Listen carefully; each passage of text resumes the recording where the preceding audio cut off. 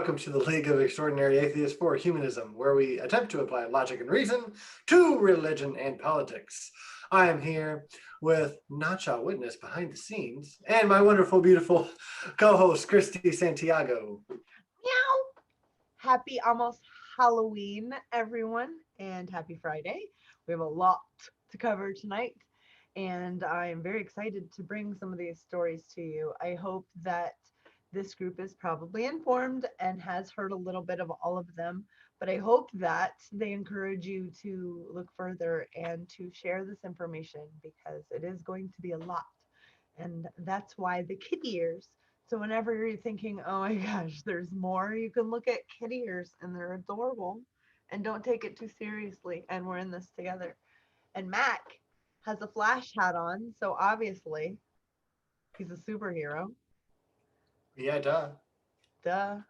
So happy Friday, humanists, atheists, non-believers, believers, humanists, and in the league. And leaguers. The leaguers. That's All kind of alike. very, that's cheesy, corny. Corny and cheesy. That's like cheese and corn mush. Just so everyone knows, because I don't want anyone to forget. You can still get your Hallmark cards. Tomorrow is United Nations Day, so don't forget to wish everyone a good United Nations Day. Yeah, that is all. What would you guys do without me? Honestly, really. Hmm. That's a drinking league, Brantley says. We're not that cringy, are we? No, not that. It's a little bit. So where are we starting at tonight? We're Christy? starting with the stupid debate. All right. Yeah, we don't have to spend much time on it. I do find that it was out of thus far this election season, it was the most adulty-ish of them all. It had the most adulting going on. Not that Trump was being an adult, although he was calmer than I did expect him to be on many times. I love the mute button. It's so important. If you're only if your only plan of winning is to completely interrupt no matter what, to make the other person flustered or just to be an asshole, to never let them finish, that's a dishonest interlocutor, and I find that's just abhorrent. So I loved the mute button, and I didn't find that the questions were questions I would have chose. I don't know about you, Mac.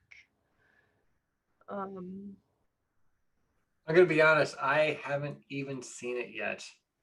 I didn't even watch it one time. I know I'm the worst. Completely uninformed this week, so I didn't even watch a video on it.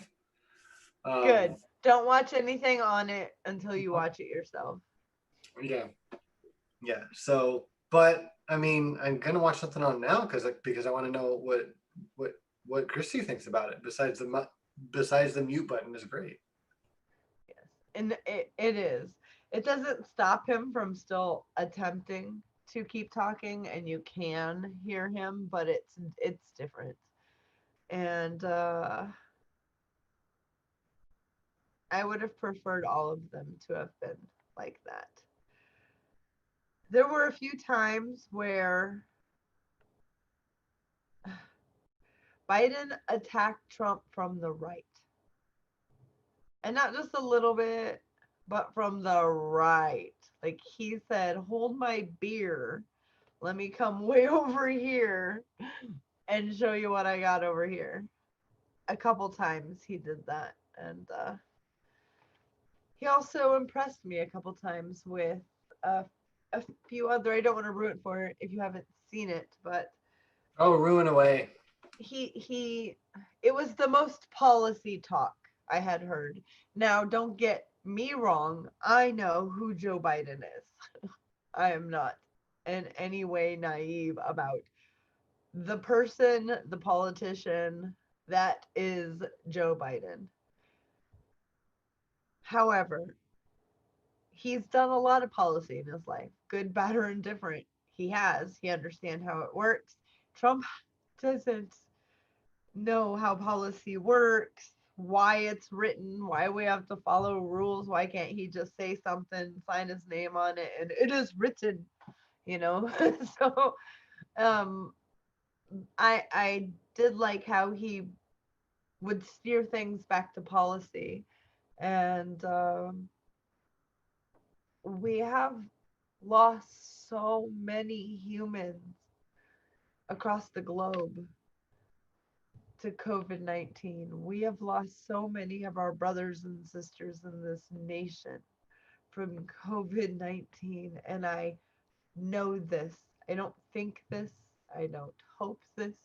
I know this, that this would not be the number of deaths had we a competent leader at the top with an administration that weren't a bunch of bootlickers and were not afraid to say no to someone if they were wrong and to check with experts.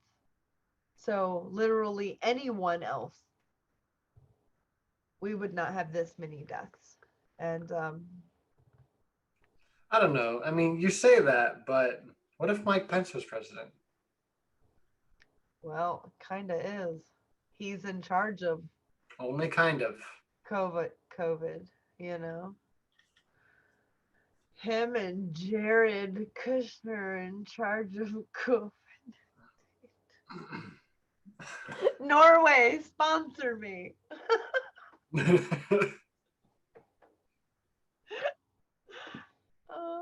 I'll give you a haircut every time you need one. I promise. All of Norway or just Norway itself? Not all of Norway. I need I, I need a family, a person, humanist to sponsor myself, my partner, my fur babies, and my daughter, and her boyfriend, and their cat. Anything else? Oh, and Mac and Nacha, Thank you. and Mac's girlfriend, and Mac's son, and their mom because she's gonna have to be there. Yeah, we're gonna need a compound, I think. Yeah. We still need to make that communist commune. Yes, we do. Yeah. Yes. Bless All us, right. Norway. So you could tell I was just so excited about that televised game show. I mean debate that I watched. All right. 500 children.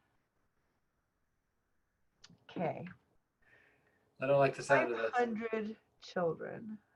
Just wait till you hear this. What, Stacey? Quit it. All right, hold on. I'm gonna pre-drink for this this topic right now. I think that's a good idea. Yeah, just give me a room. Yes. Okay, I'm ready. All right. Strawberry margarita got me ready. Okay. I think that this is a good idea. I don't. Yeah, well, I'm just going to skip on down to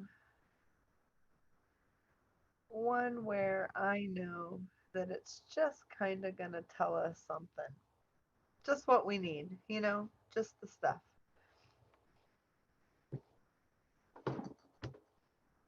All right. Parents of 545 children separated at the border cannot be found. A new report shows hundreds of cases in which the deported parents of migrant children who were taken from their families cannot be located. A border Parents. fence near Brownsville, Texas, attempts to find separated parents having been going that has been going on for years, but the number of parents who have been given deemed or who have been deemed unreachable is much larger than was previously known or reported. So we have radio spots are airing throughout Mexico and Central America. Court appointed researchers are motorbiking through rural hillside communities in Guatemala and showing up at courthouses in Honduras to conduct public record searches and showing people pictures of missing children and missing parents. The efforts are part of a wide-ranging campaign to track down parents separated from their children at the U.S. border beginning in 2017 under the Trump administration's most controversial immigration policy. It is now clear that the parents of 545 of the migrant babies and children still have not been found, according to court documents filed this week in a case challenging the practice. About 60 of the children were under the age of 5 and they were when they were separated, the documents show. Though attempts to find the separated parents have been going on for years now, the number of parents who have been deemed unreachable is much larger than was previously known. And so I want to know what deems a parent unreachable and how do we remedy that? Because is it they didn't answer that one time, so now they're unreachable? I'm really curious into that. The new findings highlight the lasting impact of a policy that first came to light with wrenching images of crying children being carried away from their parents at the border and detained hundreds or thousands of miles away across the country from their mothers and fathers. Hundreds of these families, the new filing makes clear, have now endured years of separation. The Trump administration first provided a court-ordered accounting of separated families in June 2018, stating at the time that about 2,700 children had been taken from their parents after crossing into the U.S.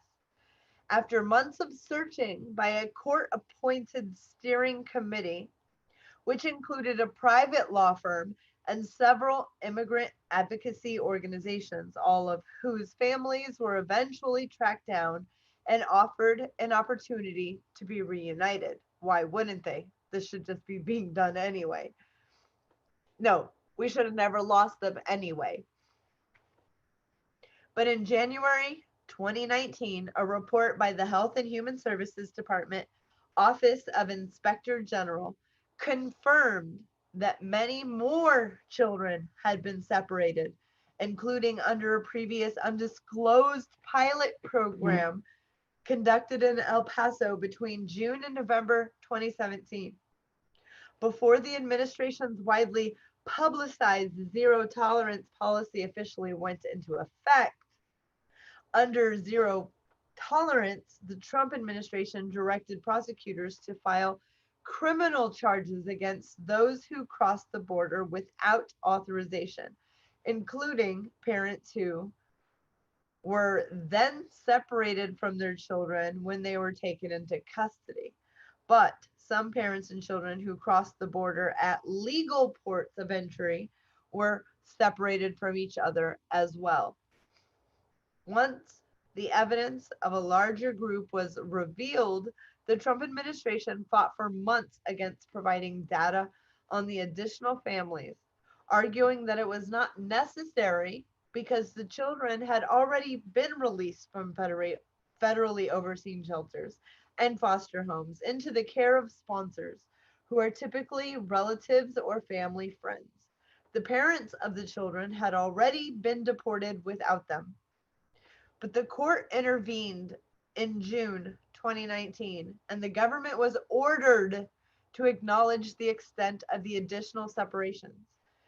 New data provided then brought the total known number of separated children to more than 5,500, including cases where the government said the separations were justified because of a parent's criminal record. Researchers are presuming that about two-thirds of the parents now being sought are back in their home countries. Some of the families who have been identified have decided their children would be safer in the United States in strangers' arms than in their home countries in their own arms, and elected for the children to stay with friends or family members who agree to sponsor them. However, many legal advocacy groups say these people and families do not understand what they are signing. The Trump administration has often pointed to this to argue that not all parents need to be identified and tracked down.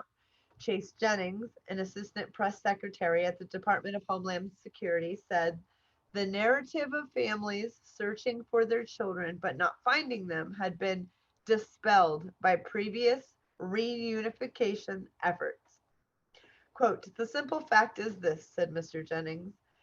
After contact has been made with the parents to reunite them with their children, many parents refuse. Many of those working with separated families said the federal government had put up one obstacle after another to reuniting families. While many families did elect to leave their children with friends and family already in the United States, that's friends and family already in the United States, they said none of them made the journey to the country with the intention of giving up their children, and most were forced by the family separation policy to make this impossible choice. One such parent, Juana, a mother of four girls ages 9 to 16, burst into tears on Wednesday when asked about being separated from her children at the U.S. border after fleeing Honduras, where she said their lives, all of their lives, had been threatened. The girls were released by the government to their father in Virginia, with whom they were not close. Juana, to ask who asked to be identified by her first name to avoid being tracked down by people who want to harm her, was deported back to Honduras. She moved into a shelter for victimized migrants in a different city. When she was contacted by the US government about whether she wanted her girls to be deported as well, she said it was one of the hardest decisions she has ever had to make. I'm not safe, she said. I'm in a shelter. I don't go out at all. It's too scary. She said the girls were struggling without her, especially her youngest, who is going through puberty. They cry when we talk on the phone. They say they miss me and they want us to be back together again, she said, adding, I know girls and they need their mother. The efforts to reunify separated families have been marred by poor record keeping since they began in the U.S. In the summer of 2018. So they didn't even begin record keeping for these children who were being separated until the summer of 2018. That is in part because the practice of separating families as a deterrent to the thousands of migrant families arriving at the border was at first introduced covertly because, it's immoral and disgusting.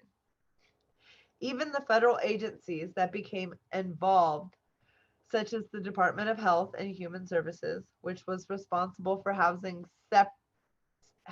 separated children, and Immigration and Customs Enforcement, which took custody of the parents, which were not fully informed ahead of time, and most of them didn't understand what they were signing.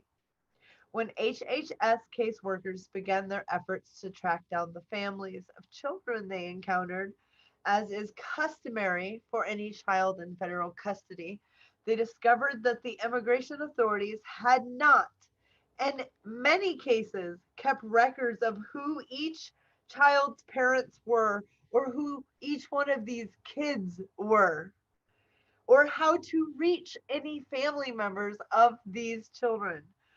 mind fucking blowing, right? It's just irate. It makes my heart want to pound out of my chest. And because the computer system used by border authorities for processing incoming migrants had not been updated to accommodate family separations, the agents often inadvertently deleted identification numbers that could have been used to keep track when parents and children were sent to different fucking places. The initial court order to reunite separated families led to a months long effort by workers at multiple federal agencies who worked through long nights and weekends to track down the parents of separated children, which often required culling through records by hand for clues as to who these parents were. I am going to pause and blow my nose because it's just always full of not very funny.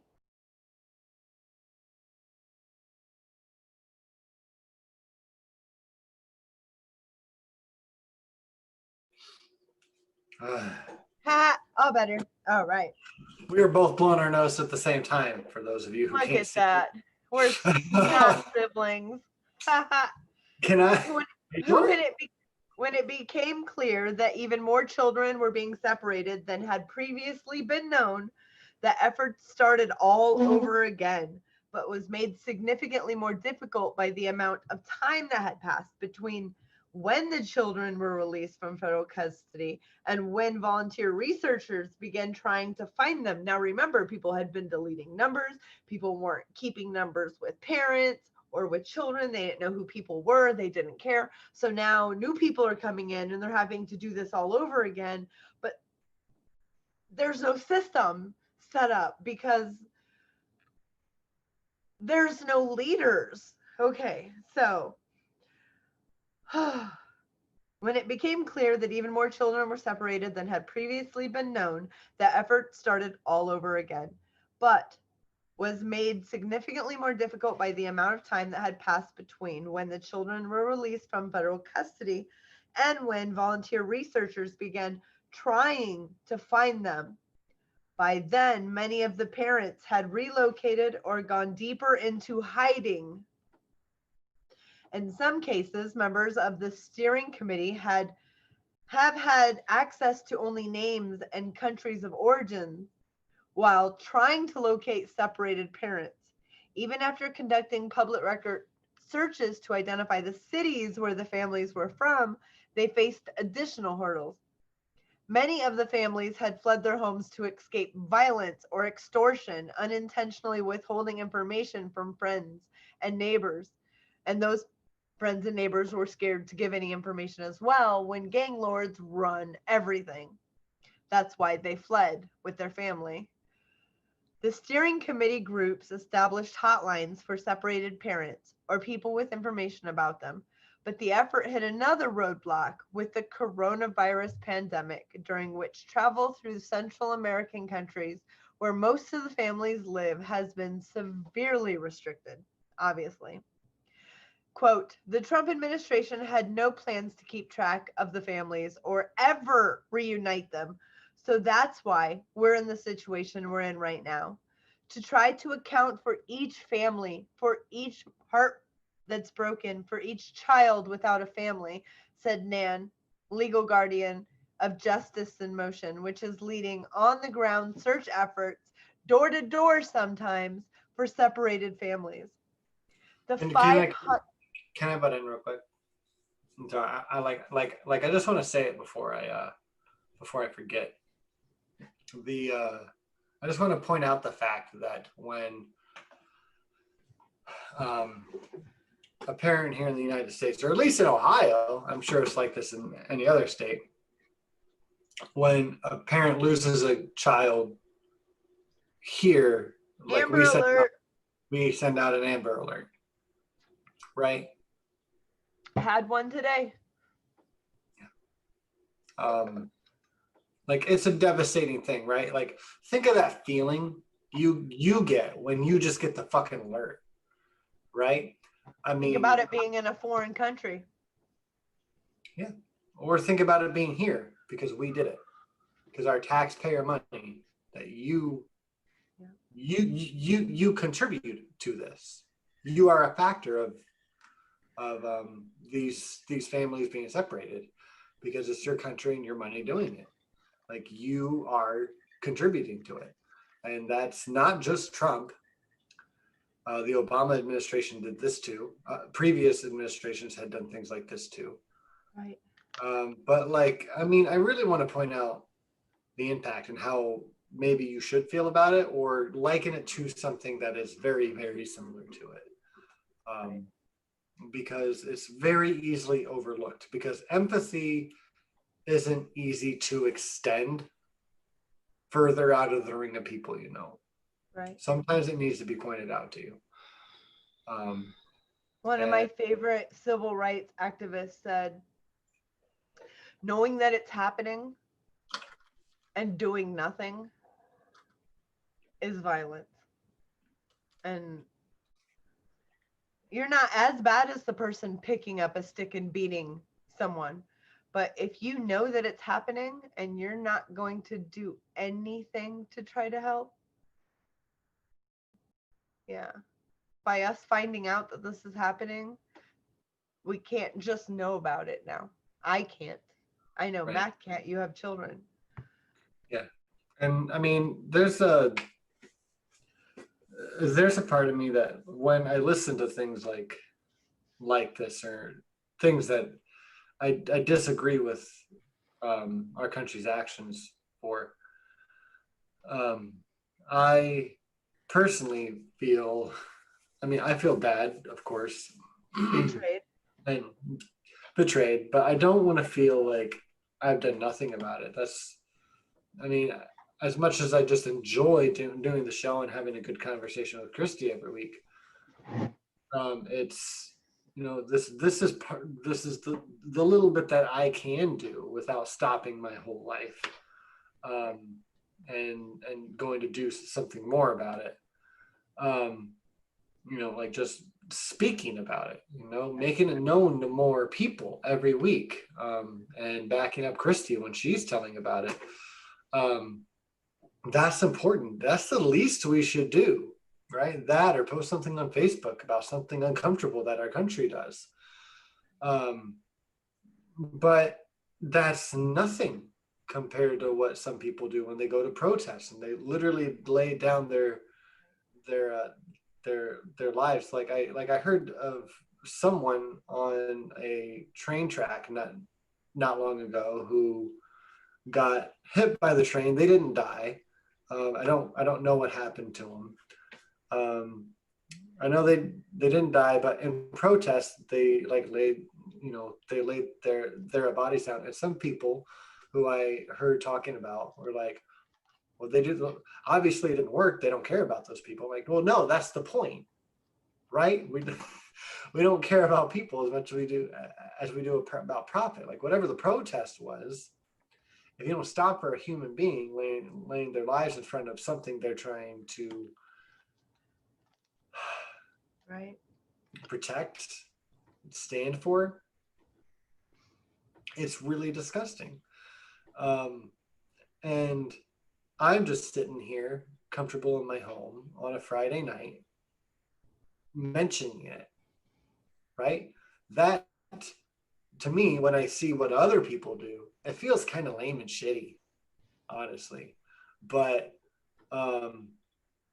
it's what I can consistently do, and I try to keep up on it. Like the amount of time that I try to dedicate just being informed so I can have an informed opinion when I converse with someone I know, just to give someone else a little more empathy and insight on what's going on in the world around them that they usually ignore.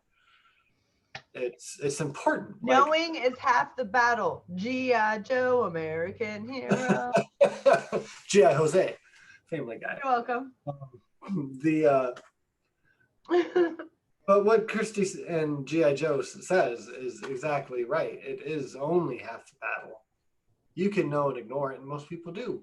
I'm sorry, most or people. They don't even know it people, if they ignore it. Yeah. But a lot of people find out and they're like, I can't handle this. This is just too depressing. I need good news. Right. So do people you fucking hear about, bro. Just I'm sorry. Yeah, it sucks. I don't want to just say get over it, but like, I don't know. Acknowledge it. I I know would it sucks. rather know, even if it's going to be the worst. I would rather know the truth. Yeah. And So, the one big point of this show, I wanna acknowledge this, and I don't mention it often, is that we are the League of Extraordinary Atheists for Humanism, right? We don't believe you can just pray about it or hope God will make it better. We believe that you need to try to stay informed, you need to converse and talk about it, and then you need to contribute somehow because that's all we fucking got. That's yes, the point. That's the you point of put a being cape on. League of Extraordinary Atheists for Humanism is to give a shit and try to make it better because this we're counting on you. You're counting on Right. us. Yeah, we So have to make it better. yeah. But we also get to wear a cape. So it's a win-win. It's We a need to get this win-win. in the shop. We need to get capes in the shop. All right. All right. All right. Let me finish this one. We do have two more. So, Thank you for letting me. okay. Oh, absolutely. Of course. It was important. I think we needed that. The 545 children whose parents have not been found were all initially placed in shelters or foster homes under the supervision of HHS. They were then released to sponsors who are typically relatives or family friends. About 362 of those children cannot be located whatsoever because the contact information provided by their sponsors is no longer current. Many of the children are believed to be in the United States, though some may have returned to their home countries since they were released from federal custody. The American Civil Liberties Union is leading the court challenge to the family separation policy. Lee Gillert, the primary lawyer on the case, said essential time was lost in the effort to track the families down. Quote, the fact that they kept the names from the court from us, from the public, was astounding, Mr. Glert said. We could have been searching for them, these children, this whole time, end quote.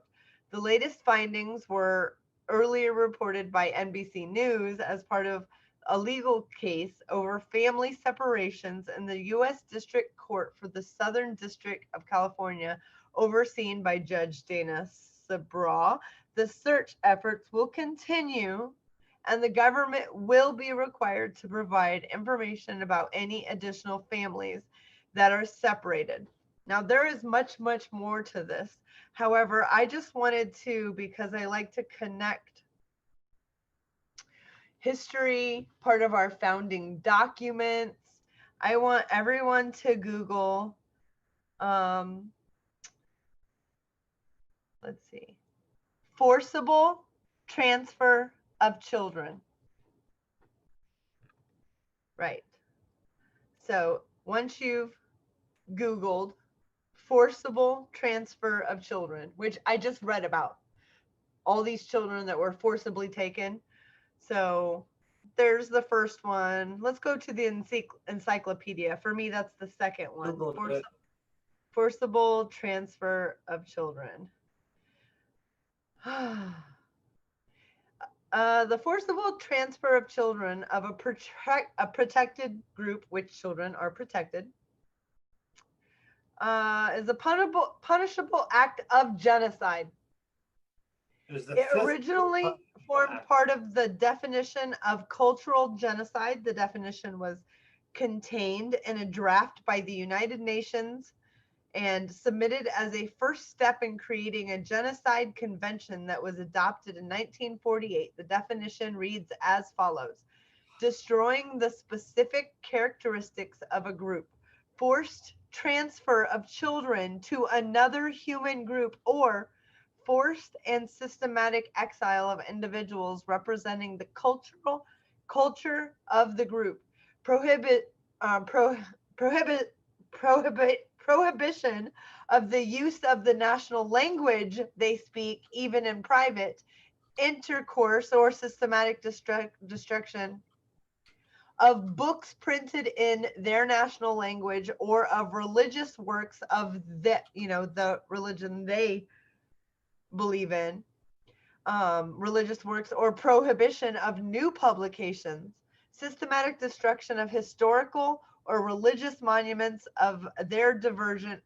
So pretty much taking their art, their religious value, their documents, their everything that they would use to worship, including taking children and giving them to other children, is in our laws as a part of genocide. Do you understand how we have laws on the book that anyone can look up?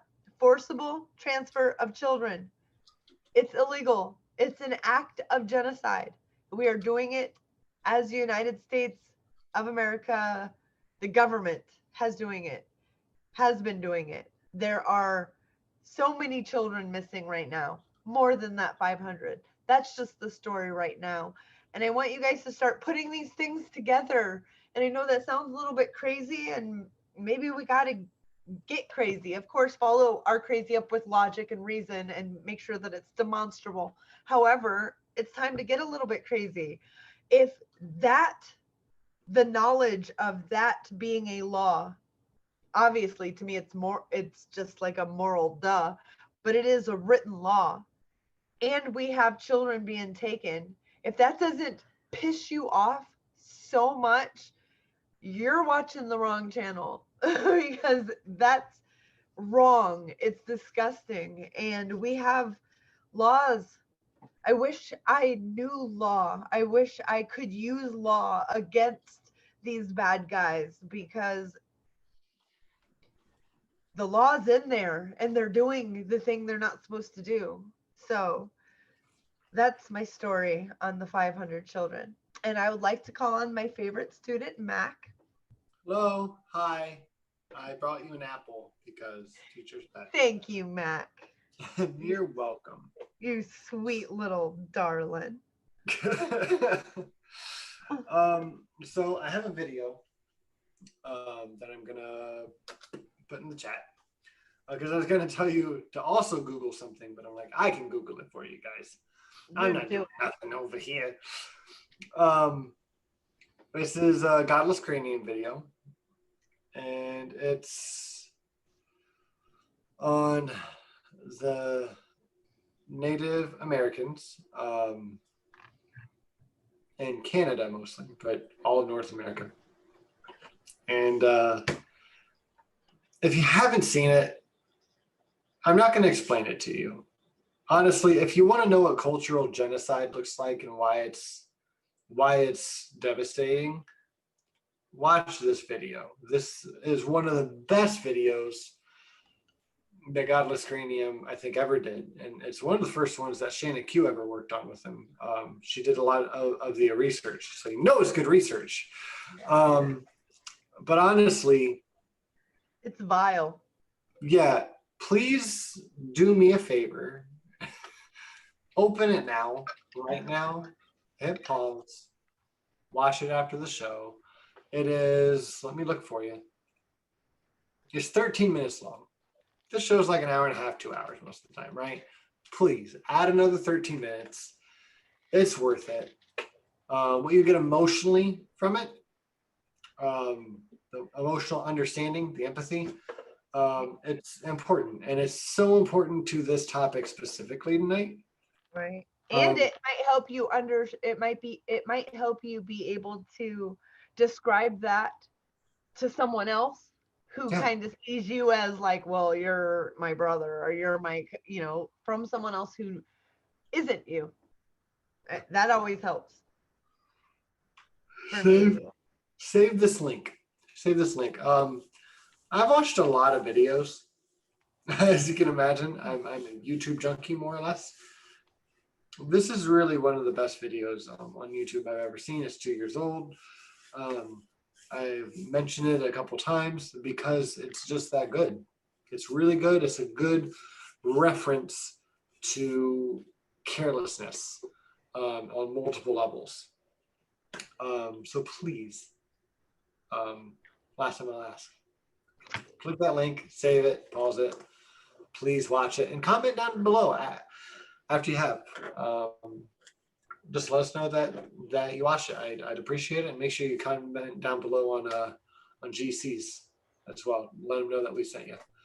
All right, Christy, what do we got?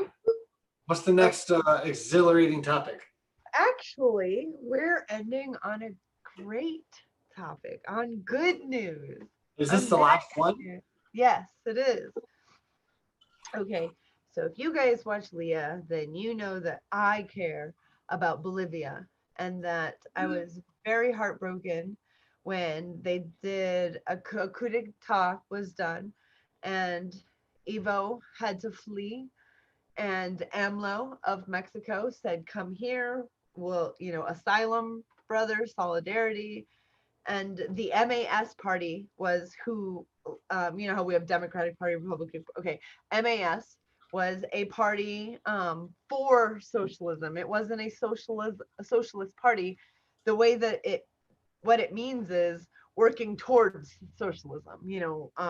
Like planning towards having better policies. Okay, so this crazy woman with bleach blonde hair decided that she was just going to be president.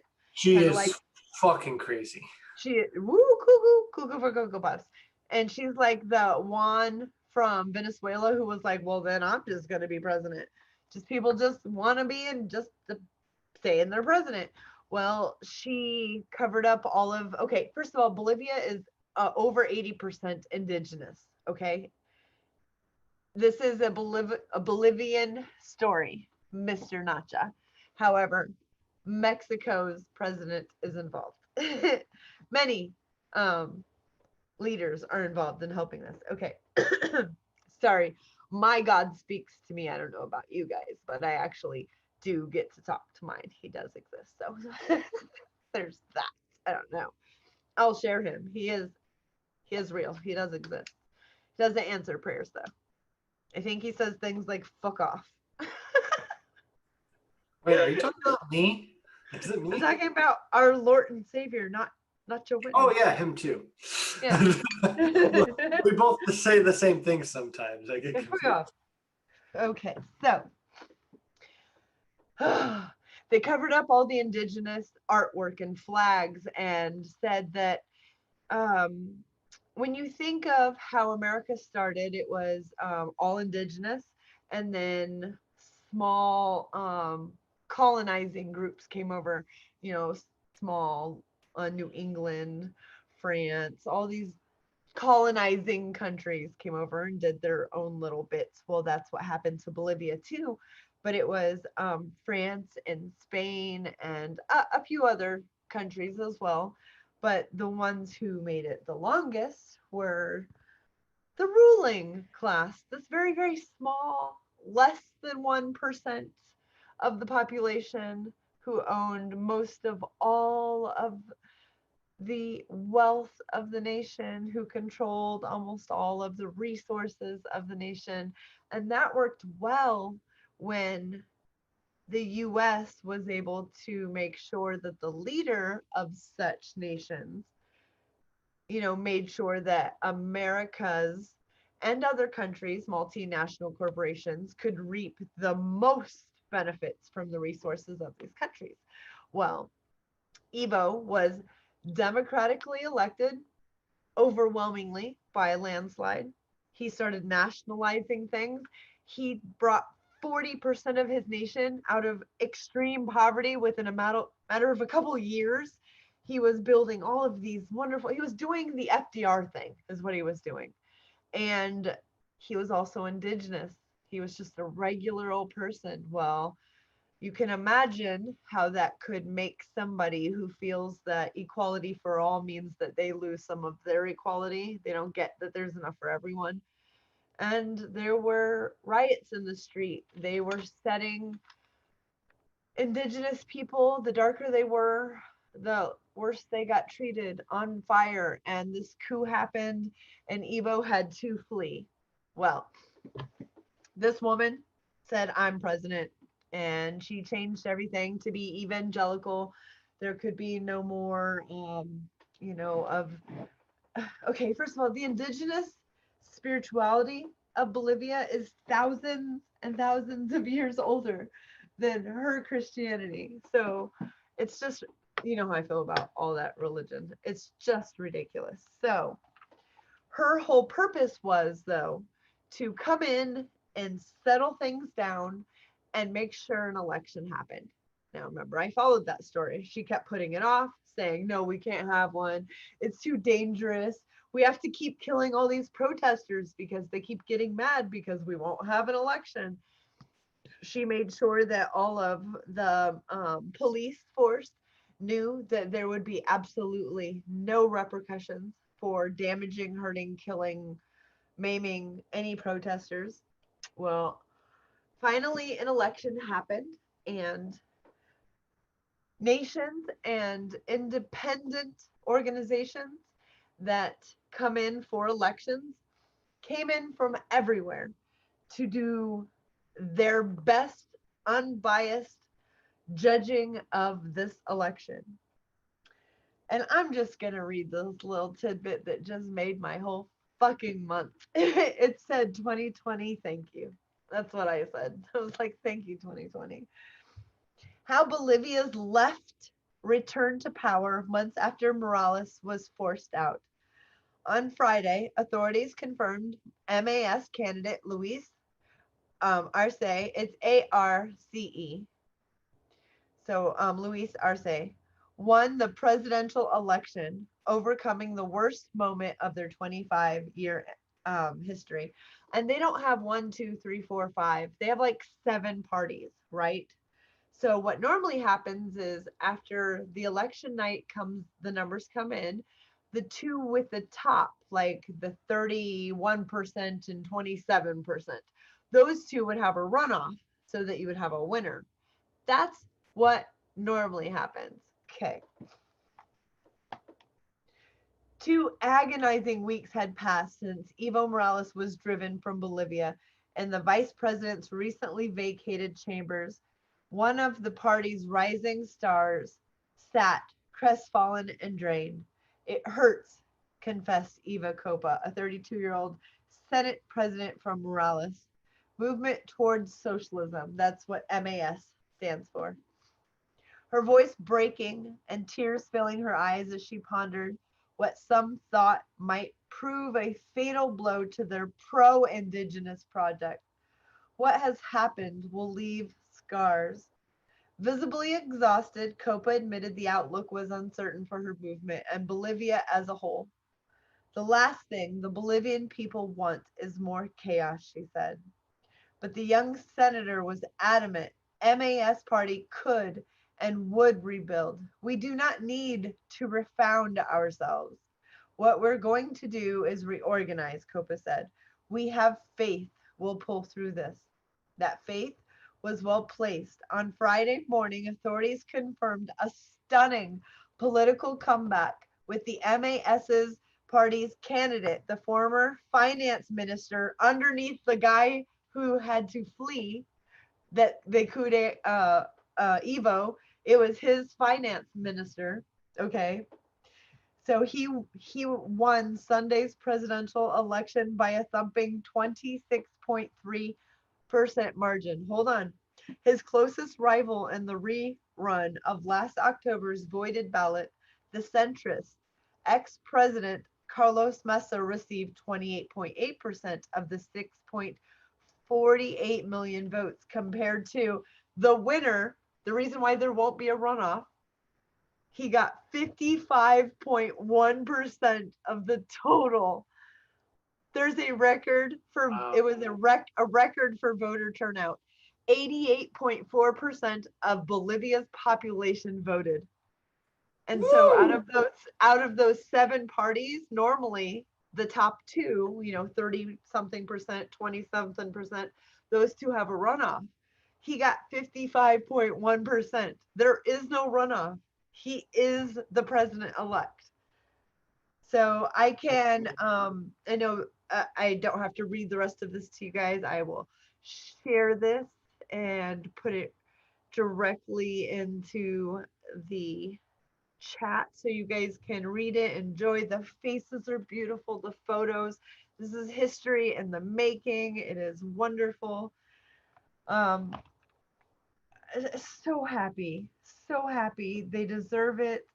And I know I don't want to be naive and think, yay, it's over. It's not.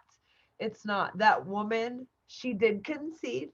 She did call the MAS, leader Luis and concede to him that he won. And that's more than we can say that ours will do at this moment in time. So, yay, it's over. Uh-oh. I forgot to turn the volume down on my other device to share this with you guys. Listen, I can't be perfect at all times. I mean, that's exhausting. Only most of the time. Like 2.3% of the time.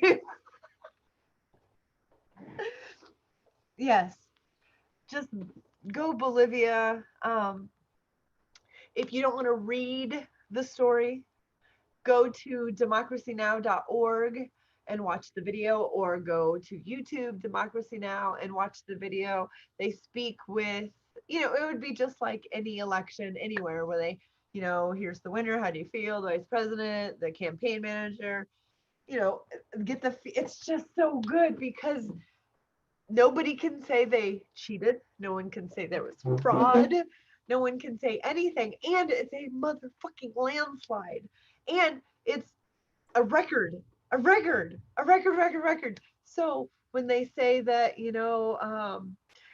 they just want to hand out that woman, I'm not even going to say her name, but the woman who said she's president called the indigenous people demons and disgusting, and their brown skin was the mark of Cain, and that it was her duty to indoctrinate all of them into Christians. That's why God chose her to be president, to get the heathen, their beautiful spirit, change them so that they were more like her, because in their mind they're perfect, and if you're not like them, then they want to punch anything that's different. Yeah. That really is a great story, though. 55%. Yes. And I wish like in the history of Bolivia, never happened. I wish that Bernie or Tulsi, even like freaking Gillibrand, would have just like run third party, because we would have had a chance to do something like that if we had a real. I mean, think about Britain. They have a parliament, and nobody ever gets 55 or 50. 40 would be like, wow, landslide. No, he was just like, just keep giving me your votes. Yep. It's just the people had the faith in the party. And so I think that what it took away from the oligarchs, and what they don't understand is, they think we took away your leader. Like, you don't have anything now. And it's not, there is no leader to, wanting to have more democracy and social programs and social policies. Those are ideas, and you cannot kill those ideas, bruh. So I'm going to put this chocolate ball in my mouth, and I'm going to eat it. You can't do that live. You're never going to beat democracy. Well, I definitely can't do it dead. So Nacha and I would like to know, are we doing drugs? I'm sorry, are we doing your military on drugs? Do we still have that topic? I do have that topic. And if you guys would like to go into that one too, or would you like to? It's pretty long. It's pretty long? It's pretty long. You want to do it next week? I can do it next week, definitely. You can do that. It's already I been can an give hour. you guys oh, there'll be so much more information out by then anyway. It's an ex-Mexican military head. So you know how we killed Soleimani, the general for Iran? Yes. So we arrested an ex. He's not a military, the head of military anymore in Mexico, and he did very bad things, and not for the president that I like right now, AMLO. The last president wouldn't even let us come in and try to subpoena and find out who was doing these massacres or anything. You know, they were like, you'll die. Well, AMLO is not like that. So Intercept was able to get all up in there, and he is a like a 21st century Hitler. Is if all of this is true, massacres, rapes, horrible, disgusting things that you would never imagine, because why would you? He made people do. And if all of these charges, if 1/18th of these charges are true, I'm so glad that he is arrested, and I hope he never gets out. He is disgusting. So I hope that piques your interest. And I'm not like a Law and Order type of person, but I'm glad we didn't blow him up in a third country's airport, because no, come on. I'm glad that we arrested him and we're following Law and Order. TV Tube, you are so welcome. Meow meow. It's Halloween. Whatever. I Close would do enough. that if it probably wasn't Halloween. I'm going to Spider-Man. Yeah. Are you going to be a cat? Well, someone said chocolate balls. No, it's a Kinder Joy egg. Let's see if it. I've never tried one of those. Are those good? Yeah, and it has superheroes. And so I got Belle and I got Spider-Man. Spider-Man! I have to put them together though. They're making me do work.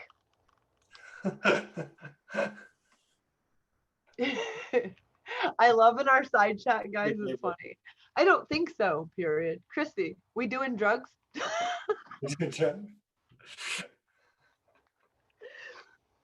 Yes. The drug charges that he's being brought up on are like having like government amounts of drugs. I don't know how else to explain it. He is a very bad guy, and so El Chapo is involved. You guys, it's going to be a really good story, and it's a long story, so maybe I will just do that one instead of like trying to overdo myself, because it's a crazy one, eh? Yes, it is. And there'll be some conspiracy, not like conspiracy theory, actual, the word Actual conspiracy as in like the FBI. We have them on conspiracy. There'll be lots of that. And Nice. Rico, I mean, I'm sure they can get them on. Okay, that's not, I have my shoes on the wrong feet. That happens, doesn't it? Happens to the best of us. Thanks. I can tie my own shoes. Look. Yeah, so it'll be very, very exciting. And hopefully a few of you guys will have heard about him. And I'm not going to say his name. Maybe you guys won't have looked into him, and it'll be a whole journey for you. But we did not blow him up in another country. So he is a ex-military for Mexico, and we did not blow him up in a different country besides Mexico and America. We actually arrested him in New York. So look at that. Look at that. Look at that. Yeah. I want him to face charges and I want him to face charges for massacre, for hundreds and hundreds and hundreds, if not thousands of lives. I want him to face for all of them. I want to go back to when we built the Nuremberg laws, when after World War II, and we all got together and said, these are the things that are war crimes, and these are the things that are not. Don't do the war crimes, do the things that are not. Everybody shake hands, let's go. Okay, it didn't really happen like that, right? But put on our big boy panties and like, don't torture people. So I'm excited to bring it. Can you tell? I'm excited. But it won't be so happy like the Bolivia one. Sorry. But it will be intriguing, and if you like true crime and a little bit of mobster stuff, which as humanist as I am, I just still find the mob pretty freaking fascinating. Not that I want anything to do with that lifestyle, but it is fascinating. It just is. Right. I mean, I just don't want to be involved with a family that has family that works in disposal and can you make your body just disappear. Yeah, And that why sounds is it that gangsters, mobsters, especially the Italian ones, always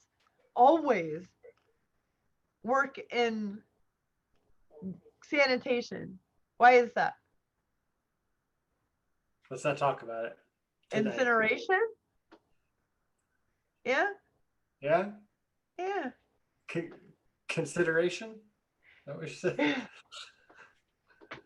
Not consideration, incineration. Oh. Yes, or in construction, because if you're building a big concrete slab, Good time to not gonna say it. Yeah. So This thanks went for really watching. dark. Told you, I find it fascinating. I don't know why.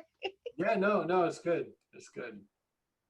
This stuff Oh happens. God, I love you guys. I do. Anything else you want to add, Mr. Mac? No, not to that. Oh, yeah, actually, you know what? There were a couple things real quick. I'm sorry. We had switched topics, and I forgot to mention them. I took a few notes. I wanted to just point out, because I am me. When we were talking about the 500 children who are parentless, I wanted to just reiterate to everyone that we're the best. This is the best country in the whole wide world. And you'd be crazy if you didn't want to live here. Also, stay the fuck out, especially if you need a better life. Yeah.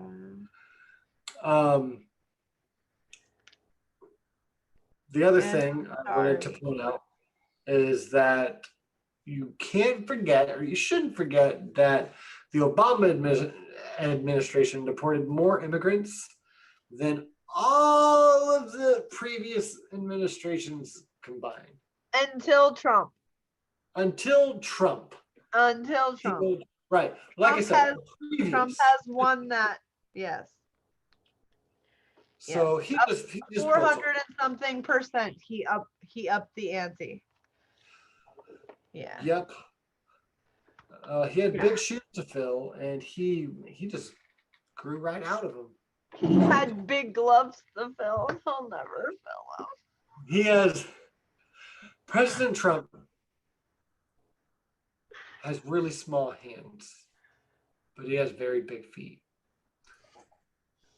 Yeah. So fill those shoes. I heard what that means too. I know the meaning of that. It means he needs to buy small hands and big feet. He has to buy big shoes. Yes. Yeah. I mean, logic, people. Yeah. Logic. And for godless sakes, stay humanist. And I messed it all up, but it's okay.